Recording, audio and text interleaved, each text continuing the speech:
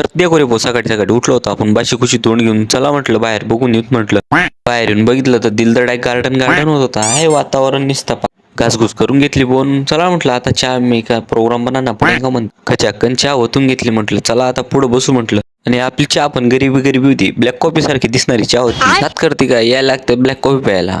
तर भाऊ आज ना आपल्याला घरी कोणी नव्हतं तर आपल्यालाच भांडे घासायचे पडले. कारण आहे ना घरी कोणी नाही राहत अशी येडे चालले राहतात आपली. आणि भाऊ बाहेर येऊन बघितलं तर बारक्या म्हणत होता इसने मेरे को दो डाला म्हणे म्हणताय. बारक्याला भाऊ आपण लाड्या गोड्या लावून बसवलो बोन. बारक्या म्हणणे हाय करून का म्हणे म्हणतं कर शेट पण म्हणत होता आला रे भाऊ आयळालो सकाळी सकाळी कॅमेरा घेऊन आपल्या आणि आज आहे ना भाऊ आपल्या गल्लीमध्ये ना वरणपट्टीचा कार्यक्रम होता म्हणतं. भंडारा एकेचाळीसचा कार्यक्रम आहे म्हणतो. वरणपट्टी कुताडेंगे म्हणतात. आणि आपल्याला ना काकाचा फोन आला हो. काका म्हणे चाल म्हणे आपल्याला फिरायला जायचंय म्हणे. आणि आपण कधी कुठं सोडतो का फिरायचं म्हणतं. जाएंगे तो जाएंगे म्हणतं. जाएंगे थोड्यात दांगडान चिकडात करत काका ते पण म्हणत होते आम्हाला पण घेऊन घे म्हणे ब्लॉग मध्ये आम्हाला का बाहेर ठेवतो म्हणतं. असं कसं बोलता काका तुम्ही.